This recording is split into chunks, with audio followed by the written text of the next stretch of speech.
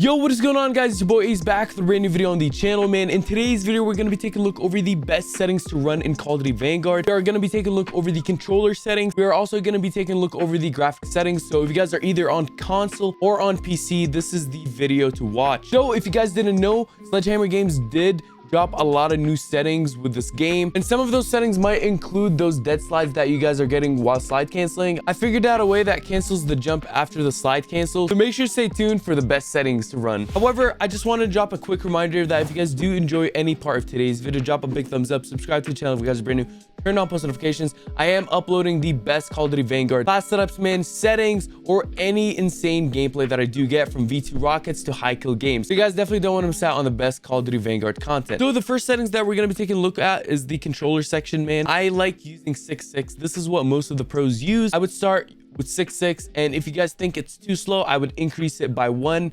increment every single time. I would definitely recommend running that 6.6 sense. The ground vehicle multiplier and air vehicle, I just keep it on 1.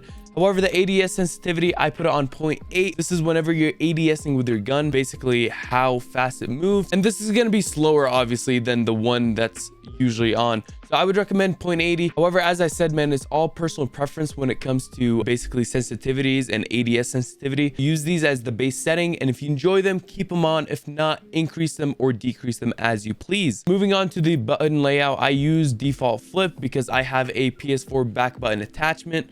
All right, so I could jump and slide. However, I would recommend tactical flipped if you guys are using a default controller.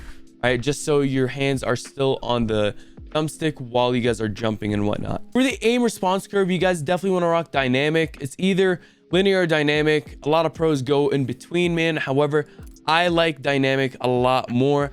Don't use the standard though. Trust me, it puts you at a disadvantage. Controller vibration off. Trust me, it feels weird, but it's gonna make your aim better, bro. 100%. And then moving down to the advanced controls, obviously this is all the dead zone stuff. All right, I would keep them all at 99, and this is what the dead zone, this is the minimum. Okay, so obviously every controller is different. Every controller has its own dead zone. If your controller moves on its own without touching the thumbstick, I would change this. I would go up by 1 or decrease by 1, depending on how sensitive your controller is. Sadly, controllers all suck, man. And sometimes you get left with terrible stick drift. So the dead zone definitely helps that out, man. So this is definitely personal preference based off your controller. Moving on into the gameplay part of the controller settings, obviously target aim assist on, man. ADS aim assist on. You definitely don't want to turn that off.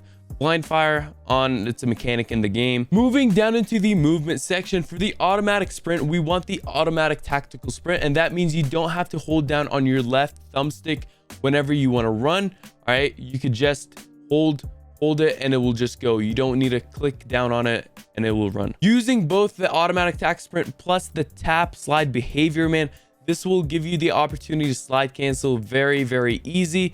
So I would definitely try those settings out. I wouldn't recommend using the hold slide behavior. Trust me, I was using it for the longest time.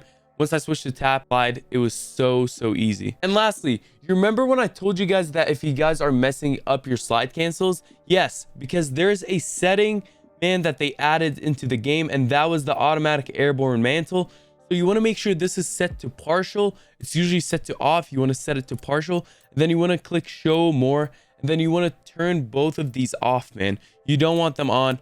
All right, you want them both off, and you will be able to slide cancel very easy in Vanguard. So hopping into the graphic settings, this is for all my PC players. All right, full screen borderless, obviously. This is all like based off what you like. I would definitely turn off VSync though. It definitely ruins your frames. Set your frames to whatever your monitor is at, man. Aspect ratio, keep on automatic. All right, and then display gamma, obviously we have the 2.2 RGB. And moving on to quality, we got the custom quality preset because I am running everything basically on low. You guys definitely want to copy these. All right, I'm not going to go through them one by one, but this is based on your PC. I have a 3080. Plus, I do stream every time I'm gaming. So if you guys want to come check me out, actually on Twitch, I am live every single day, ACV_.